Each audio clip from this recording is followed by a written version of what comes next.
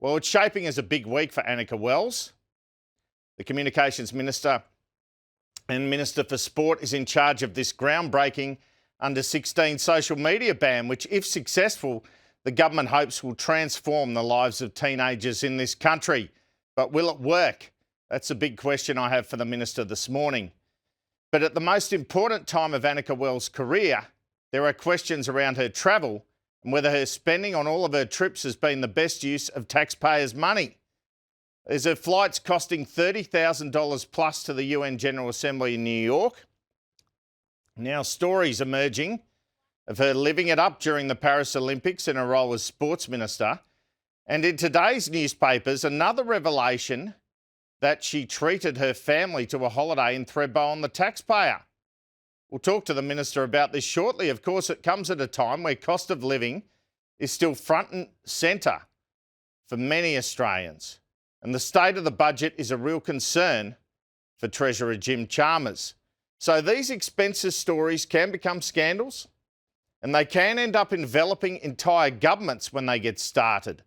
Just ask John Howard in terms of his first term in office between 1996 and 1998, when he had to sack several ministers over travel rorts. The government will argue all this spending is within guidelines. I expect Anika Wells to do that in a moment. And Anthony Albanese, we know, will defend Anika Wells to the tilt, believing her to have much potential in this government.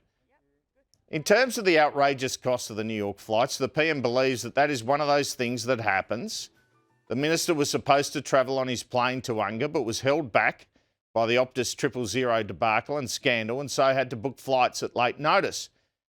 This is how she answered a question on it from Sky News' Ruben Spargo during the week. How do you justify spending this amount of taxpayers' dollars? Well, the reason you know all those things is because we're transparent about them, and we will disclose them, and we'll continue to disclose information about that trip through the usual processes. That trip was undertaken as the Minister for Communications, and I would think the people who were there for that UN event who join us in this room today would agree with me that it was incredibly important. You don't think that was expensive for airfares? Over $94,000?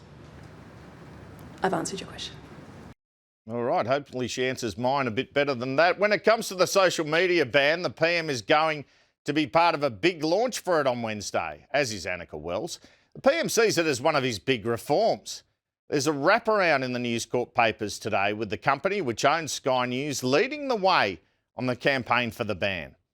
And several famous landmarks were lit up last night around Australia advertising the ban.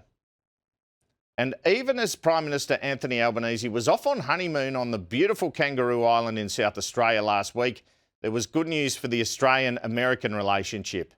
The long-awaited review by the Pentagon into AUKUS dropped, although we haven't seen it, it gave the nuclear submarine deal a clean bill of health. It appears the reservations of Defence Under-Secretary Elbridge Colby have been swept aside by enthusiasm by US President Donald Trump for the deal. And after the World Cup football draw yesterday, it emerged Australia will play the US in June on American soil. Is it possible Prime Minister Anthony Albanese will attend this match and have another meeting with Donald Trump? Well, I'm told if the President invites him, he's likely to.